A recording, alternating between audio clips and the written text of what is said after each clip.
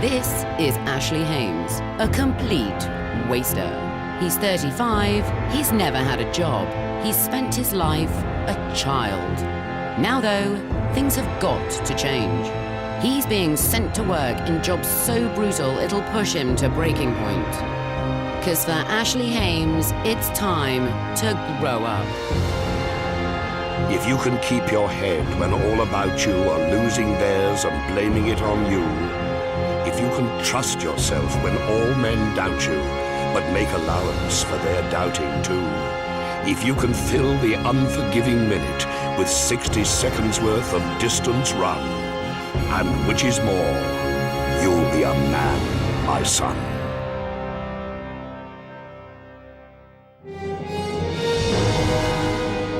New Zealand, where the men are men and the sheep roam unperturbed.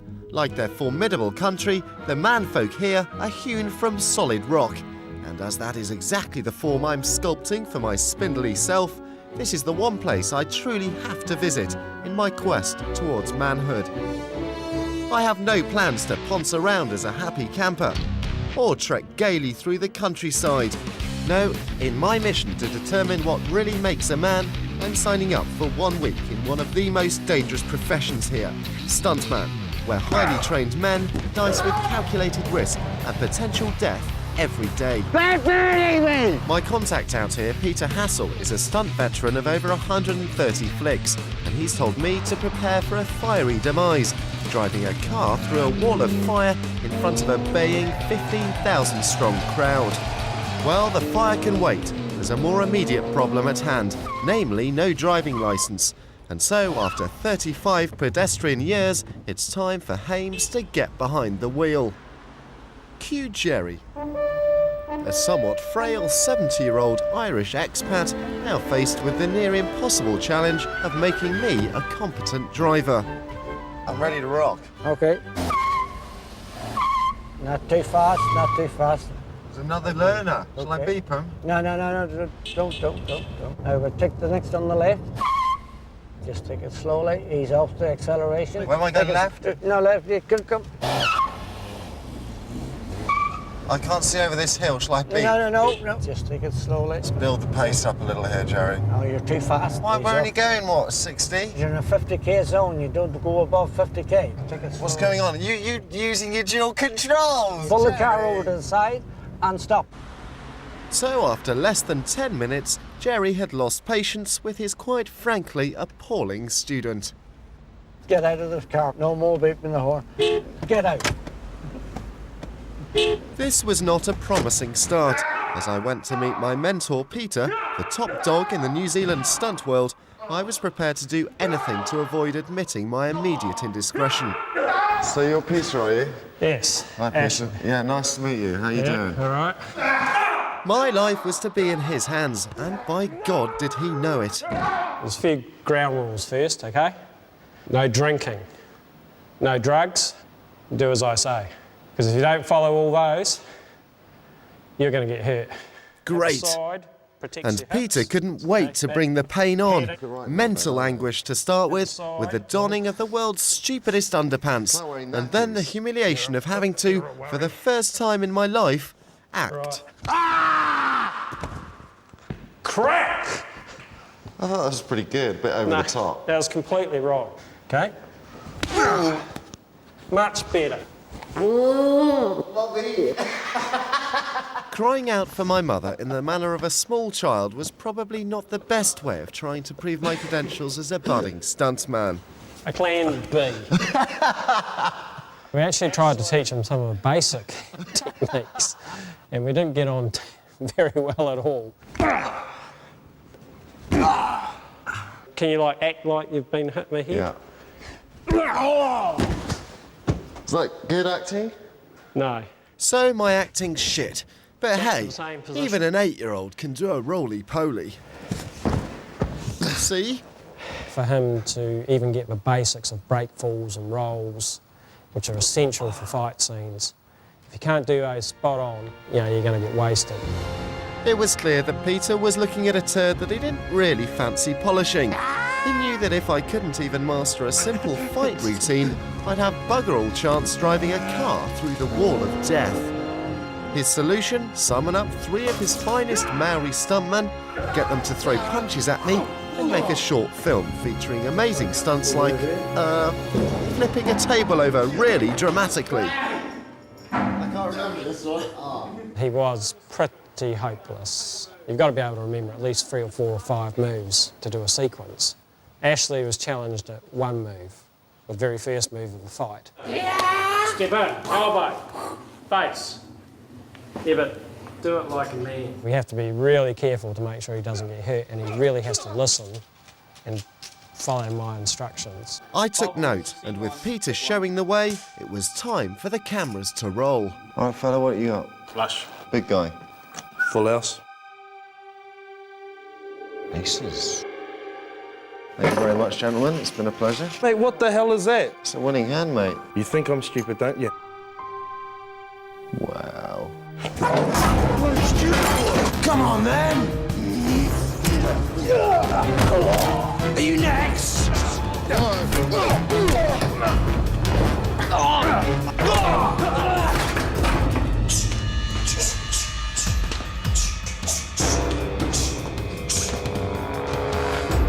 What you got? What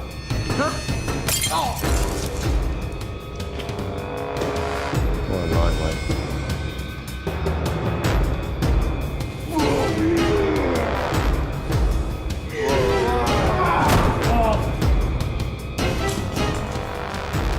I really fucking fucked my back.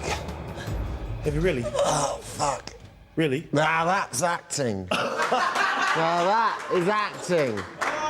You see?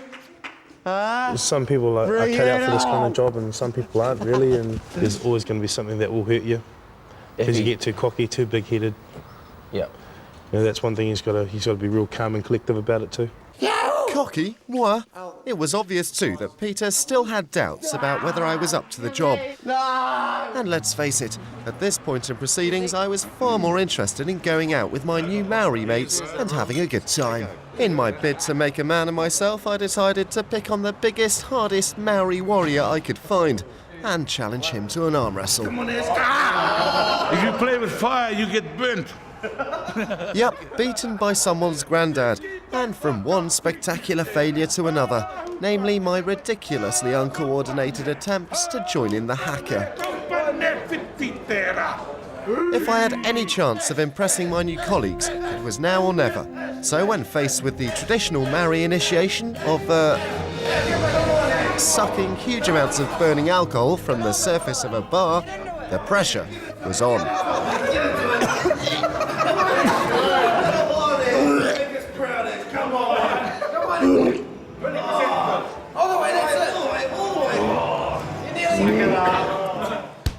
I was growing to really like the boys, but although it had been fun and games so far, I knew I was here to do a very serious job if I was to remotely achieve my aim of becoming a man. My colleagues too were also painfully aware that it was their responsibility to protect me, largely from myself. With that in mind and the clock ticking to showtime, the following morning Peter deemed it time for my first proper brush with true, potentially lethal danger. It was important for my big finale that I get used to working with fire, so what better way to learn than to be burnt alive on the end of a pier before leaping 40 feet to my certain death. You can act a little bit, okay, with your arms out. They put me on fire! No. They're burning me! No, hold your breath. This really was no time to be messing around. My health and Peter's hard-earned reputation were at stake here, and with the prospect of flames ruining my perfectly malformed features, it was time to make sure I knew exactly what I was doing. I was encouraged by the thought that I wasn't alone. My Maori buddies had made the trip to cheer on their drinking partner yet again. But this time, the mood was very sober. This one you're dealing with flames. Hot, hot flames. To minimise the risk of such a dangerous stunt, Peter had brought in his fire specialist, Mark Angelo. Just remember to never panic. Right. Okay. The flames they sometimes do move around you. Flame is sort of fully dynamic. You just got to keep focusing on what you're doing. Just don't panic. The words "don't panic" are pretty much guaranteed to paralyse me with fear. However, having to wear protective clothing soaked in ice-cold anti-inflammatory fluid and having Mark's hands down my very shriveled crotch was more than enough to keep my mind off the thought of being burnt alive. There we go. Okay? I'm good to go. Right, we're just putting more stuff on that's going to burn. Because we don't want a toxic little flame, we want a good old roaring fire. There we go. Okay, standing back, everyone. Stand up, please, Ashley. He's lit. Ashley is lit. Move forward. But then, Stop breathing. so popsy was the flame that our own cameraman demanded a rerun. Stop, come on. Put him out, down, face down. That was classic. So back for take 2, in an attempt to at least get a flame visible to the naked eye. With time running out, this was our last chance to nail a genuine stunt. Go forward, keep moving, don't scream. They've turned me on fire!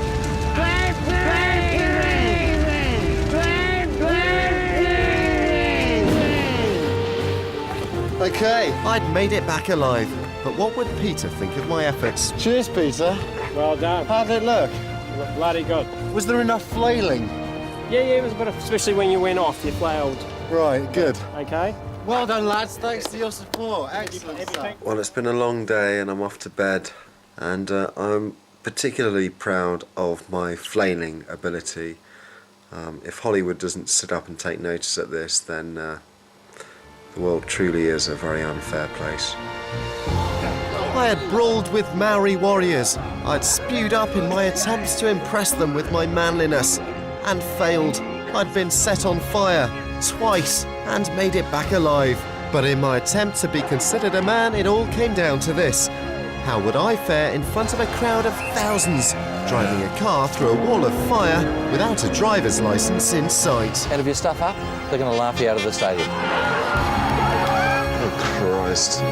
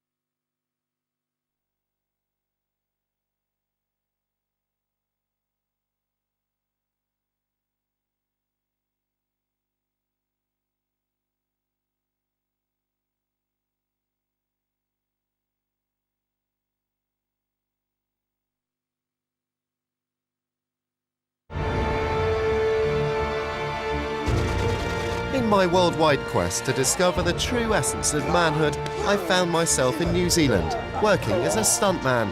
My chosen specialised subject is fire. I've already been transformed into a human fireball. Now I've been given the job of providing half-time entertainment for a crowd of 15,000 baying fans by driving a car through a wall of flames. Problem is, I'm still learning to drive. With one driving instructor still under sedation from my first lesson, I'm in the last chance saloon. If I don't get competent behind the wheel, I stand no chance of success as a stunt car driver. Mirror, signal, brake.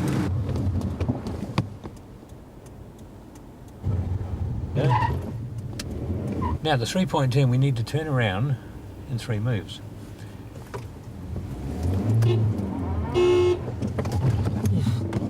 What went?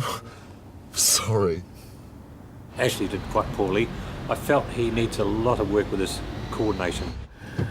Okay, I think we found that one. I would be quite happy to persevere with him, but it would take time. And money, lots of it. With my driving stunt just hours away, it was not looking promising. And on arrival down at the stadium just a few hours later, things were even worse. It's a bloody disaster. I got up here a few hours ago and people were packed up through the galleries there and they were all coming in, and then the rain just came out of the sky like you wouldn't believe. But we got tomorrow. Oh, we got tomorrow. They've rolled everything over tomorrow night, so it's not a problem. It actually gives us a bit more time to sort of liven things up a bit and give you a bit more tuition. The whole event was a washout for today, but at least the rain had given me an extra 24 hours to prepare for the big stunt ahead. I was determined to use the time wisely and go for some intensive training. Well, sort of. Suck like crazy. My aim that evening was to show my Maori friends I'd made progress since our last night out. But despite such manly displays of drinking prowess, they were determined to outdo me with shot after shot of flaming sambucas. Let's put another in. Call that a drinking stunt? I'll show these soft lads how it's done. Pathetic.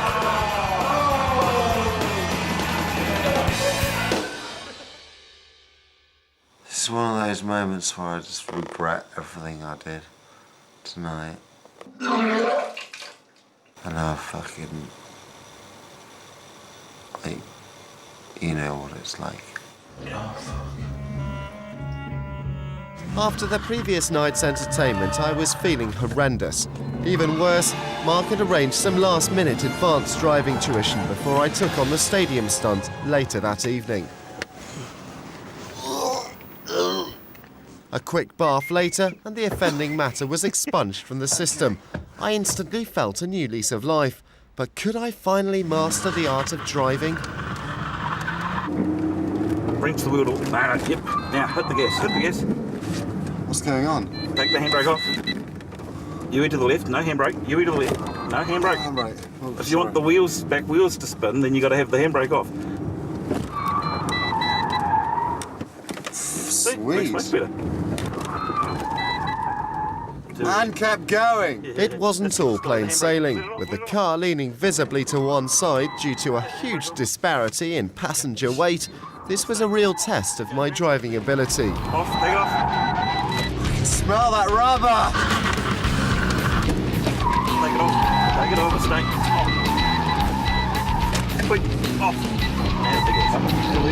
Take it off. I stalled it? Yeah. Sorry. So, not perfect, but a huge leap forward nevertheless. And all just in time, for later on that day, it was showtime.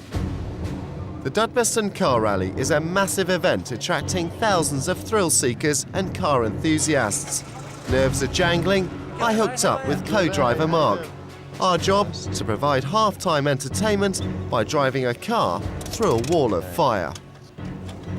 I'm starting to get a bit nervous about this because, I've got responsibilities to the crowd, haven't I? You have. And if you stuff up, they're going to laugh you out of the stadium. Oh, Christ. Should we do a run-through then? Let's do a run-through. Go. Just slowly. Just to keep it in first gear for the first one and see you can get through. Bang. Bang. And that's all you need to do. Okay. Brilliant. How are you feeling?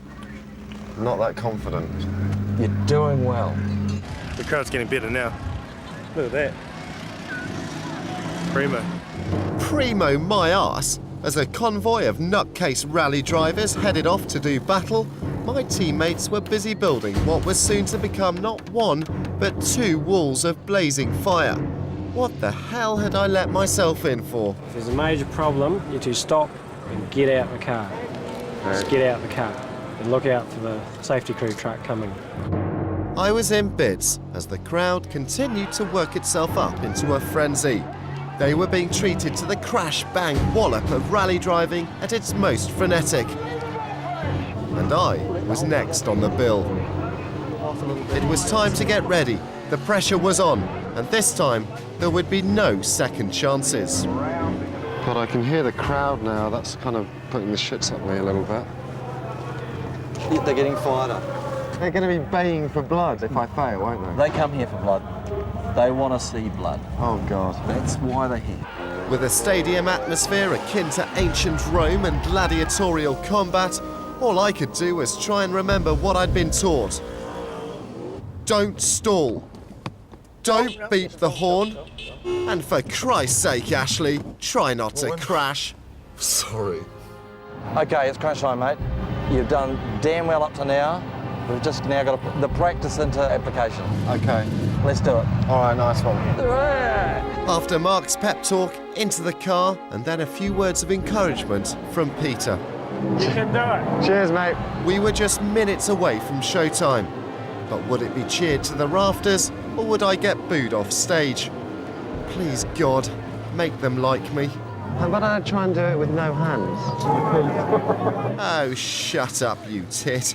Now was no time to be fooling around. This was the moment I'd been building up to for the past week.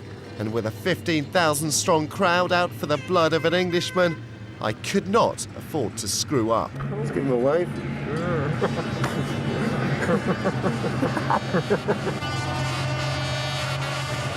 Okay, we're in position now and we're ready to go. I'm looking fairly nicely aligned.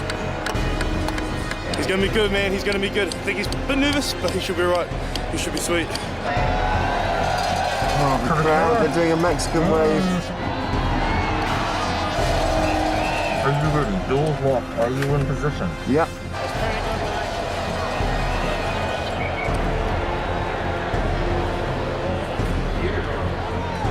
Okay, number one's going on. Are you ready? Are you Yes. confident? Door open? Good. It's Okay. unlocked. Unlocked, good. Intake off and gear ready to roll. There's the first one. Do you see it? Yeah. You still see the reference point. Not really, but it's good enough. Okay, now he's got to stand back and watch the fire. As soon as he's out of the way, wait for my signal. Okay. Wait for my signal for him to go dark. Go! Mirror signal maneuver.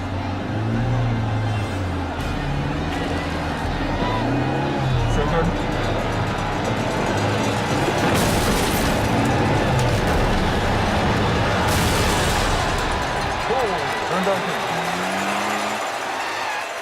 Okay, we did it. Okay, well done. Well done, mate. Well done. That was a right blast. That was an amazing feeling. He did bloody well to actually come out before 15,000 odd people and perform and do it. He's got a lot to be proud of. I nearly had a tear to my eye tonight, see him do what he did tonight. You know, my heart felt for him when he went through the first wall. I was like, oh man. Through the second wall, perfect. Couldn't fault it. But it was obvious the crowd didn't exactly share Simon's enthusiasm. Are we getting booed off the pitch? I think we'd better go, haven't we? I think we're He's done far better than I expected he would. I'm as proud of him as a father should be proud of his own son. He did magnificent. I think he's one of a small percentage of people. If he decided to, I think he's one of those people who could do it. There was a time, listen to the ominous roll of thunder. Seemed like we'd all be taken under, but now I can't complain.